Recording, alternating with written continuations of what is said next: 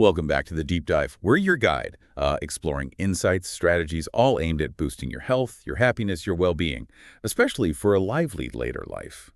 Today we're diving into, well, a feeling I think many of us recognize, that sort of quiet pressure, a constant low hum of worry that can, build up, can leave you feeling restless, tired, even here in Canada, during what should be our golden years. So we're going to explore finding calm through stress management and daily mindfulness. It's so true, isn't it? Life, yeah, even after retirement, it keeps throwing challenges our way. Hmm. And they can stack up. You end up feeling anxious or maybe just drained. We kind of assume stress just vanishes when we stop working, but, well, But it doesn't always work out that way. New things come up. yeah. Health, maybe finances, family stuff. Exactly. Those pressures can definitely emerge. Okay, so our mission for this deep dive is really practical. We want to equip you, drawing from our sources, with some powerful ways to first recognize stress, then reduce it, maybe even prevent some of it, the goal. Cultivating a deeper sense of serenity, feeling more peaceful more often. That's the aim for your lively later life. Absolutely. Think of this as like your personal guide. We want to help you discover that inner calm. We'll focus on techniques that are, simple but really quite powerful, things you can weave right into your day-to-day.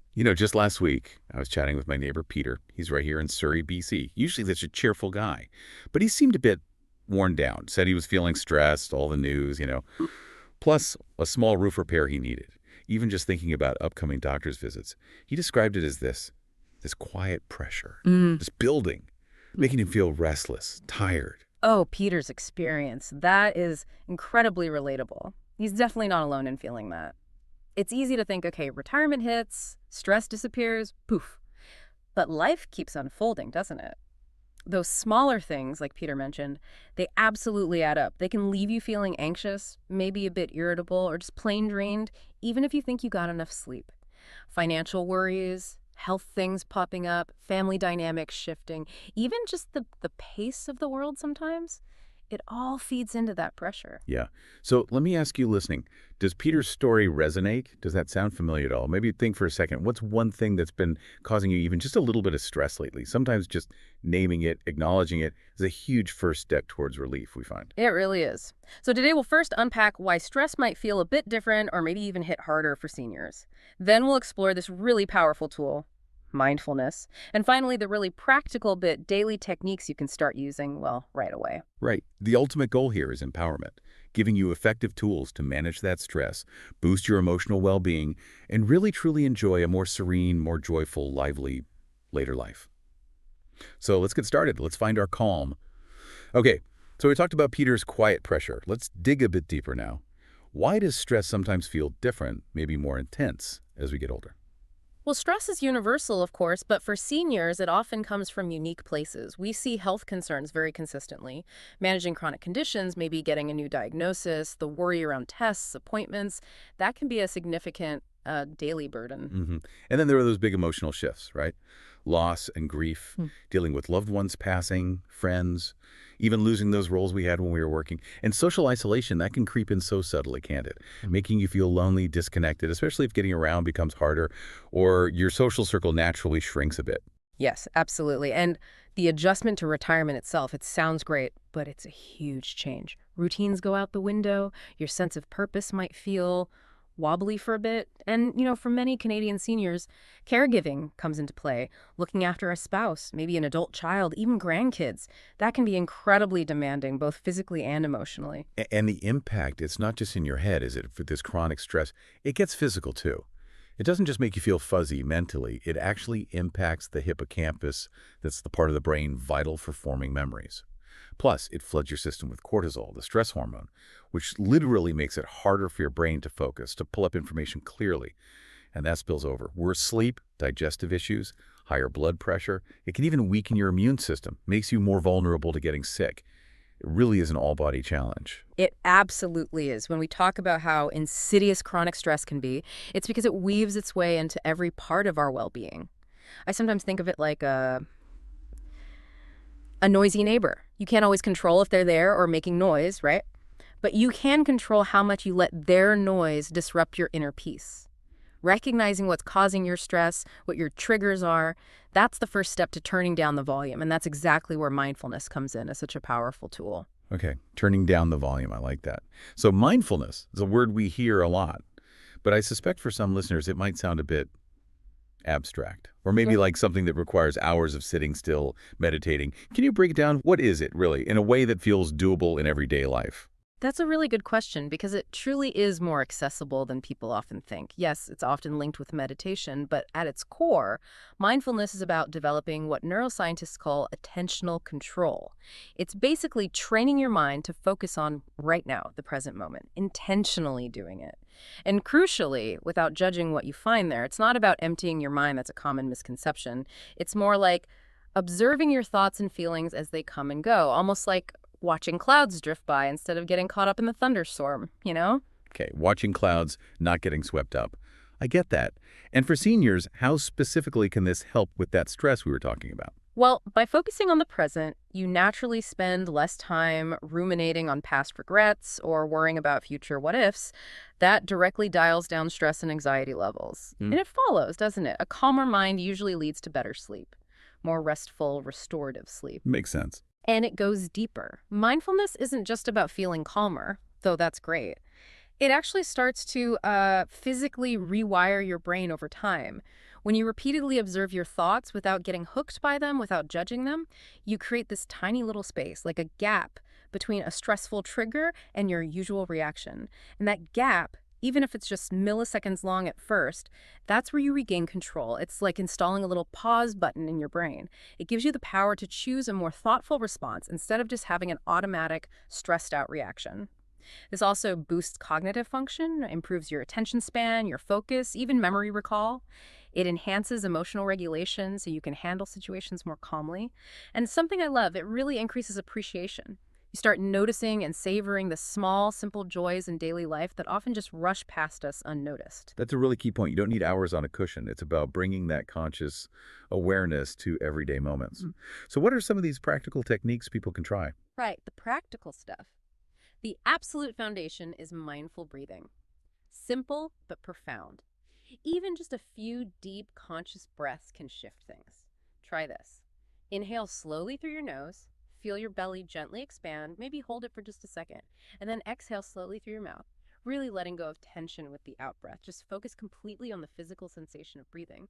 Even doing that for 2 or 3 minutes can noticeably change how you feel. Try it before something you know might be stressful or just when you feel that tension starting to build. Okay, mindful breathing. Simple enough. What else? Then there are what we sometimes call mindful moments. The idea is to pick one routine activity you do every day and just commit to doing it with your full attention.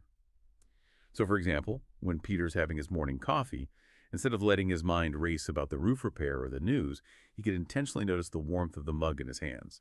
Really smell the aroma, notice the specific taste, the feeling as he swallows it.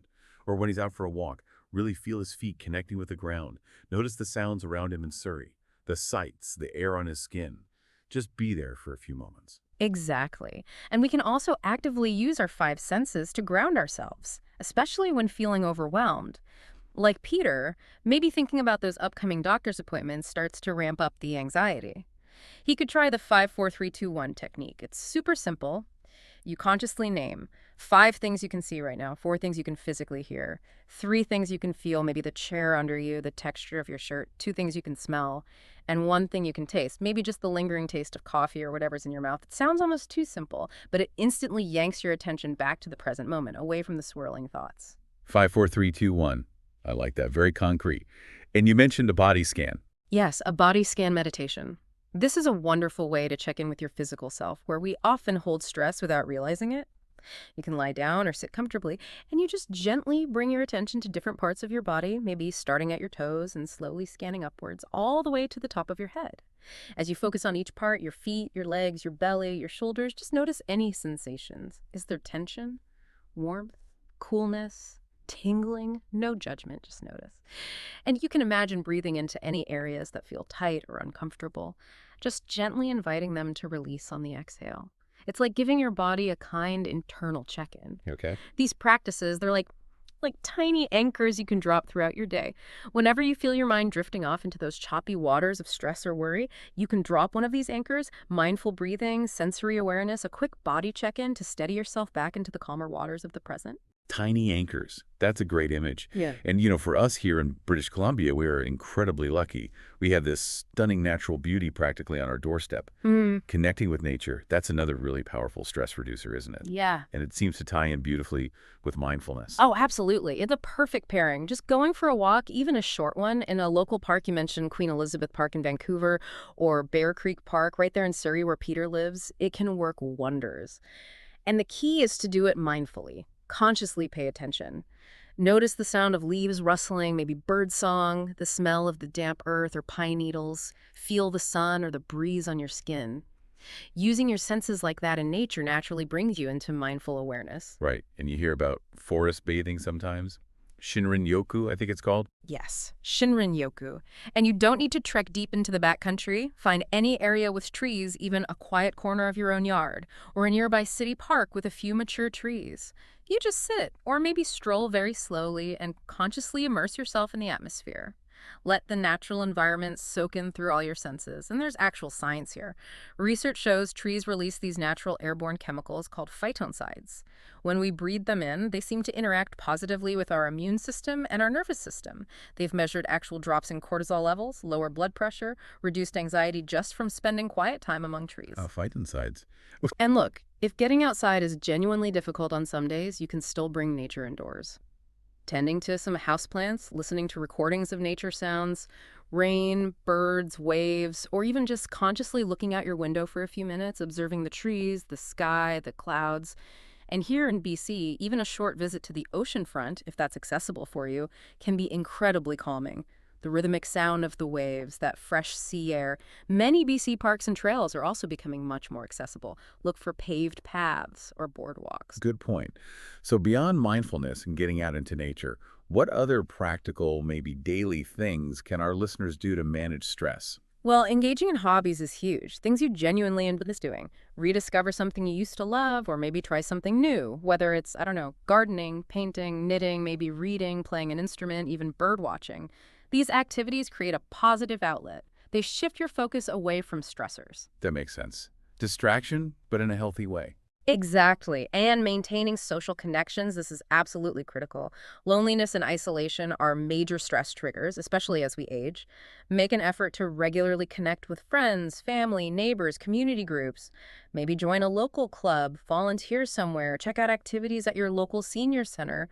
We actually covered this in detail in our Connecting for Comfort deep dive, remember? Yes, that was a good one. Connection is key. Another practical thing, limiting exposure to known stressors. This often means being mindful of how much news you're consuming, particularly the negative stuff. It can really ramp up anxiety. Maybe consider setting specific times or limits for news checking. Or perhaps choose sources that are known to be less sensational, more factual. Just give your mind a break from the constant barrage sometimes. Good advice. And sleep. We can't forget sleep. Prioritizing good quality sleep is just non-negotiable for building resilience to stress. We talked about this in our Power of Good Sleep deep dive too. Sleep is when your body and brain repair and reset. It's crucial for emotional regulation. Absolutely crucial. And finally, please don't ever feel afraid or ashamed to ask for help if you need it. If stress feels overwhelming, if you feel like you're really struggling to cope day to day, reach out. Talk to your doctor. Speak with a counselor. Confide in a trusted friend or family member. There are really good mental health resources available across Canada and specifically here in BC that can offer support and guidance. You don't have to go through it alone. That's such an important reminder. Ask for help. Listening to all this, it strikes me that building a stress management routine is maybe a bit like building a sturdy house. You don't try to put up all the walls and the roof in one day. You add bricks, one by one. Start with one or two simple practices, right, like the mindful breathing. Make them a habit. Then maybe add another tool like the 5-4-3-2-1 technique or scheduling a walk in nature. Consistency really seems to be the key. That's a perfect analogy. Consistency is absolutely key. One brick at a time builds a strong foundation. Okay, well, there you have it. We've taken quite a deep dive today into strategies to help you find your calm, manage that stress, and weave daily mindfulness into your life for a truly serene and hopefully joyful, lively later life. We covered understanding those common senior stress triggers: health, finances, loss, isolation, routine changes, caregiving, and how they impact us physically and mentally, from sleep right through to memory. Yeah. And we really reinforce the power of mindfulness, just being fully present, moment to moment. without judgment. And it's amazing benefits, like actually helping to rewire the brain to lessen anxiety, improve sleep, sharpen cognitive function, and give you better emotional control. And we reminded you of those simple, practical daily practices. Mindful breathing can do that anywhere, anytime. Those mindful moments, like with your coffee or on a walk. Using your senses with the 5-4-3-2-1 technique. And body scans for that internal check-in. And we didn't forget the importance of nature, especially here in beautiful BC, talking about forest bathing, getting outside, or even bringing nature in.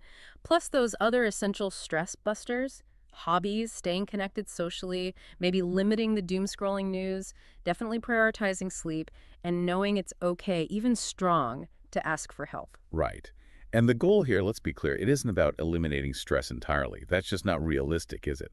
It's really about building resilience, Yeah, finding effective ways to navigate life's bumps, like Peter's quiet pressure, with a bit more composure, a bit more peace of mind. exactly. Recognizing stress when it shows up, having a few simple techniques ready to use, connecting with nature, engaging in things you enjoy. These are powerful ways to cultivate that inner peace. Remember that noisy neighbor analogy. Stress might always be around in some form, but you really can learn to control how much its noise affects your inner calm. So, as you think back on our conversation today, maybe consider this. What's one simple thing, just one, that you're going to try this week to bring a little more calm into your day? Or perhaps, what's a peaceful ritual you already have that maybe you could lean into just a little bit more consciously? Yeah, what stands out for you? What's one small, actionable step you feel you could take today or tomorrow to start building your own sturdy stress management house? Think about that. Until next time, find your calm, live fully, and keep embracing your lively later life to the absolute fullest. And hey, if this deep dive helped you feel even a little more peaceful or less stressed, maybe share it with a friend who could benefit too. And please don't forget to subscribe to the Lively Later Life channel. That way you won't miss out on more valuable insights designed especially for you. Thanks for joining us.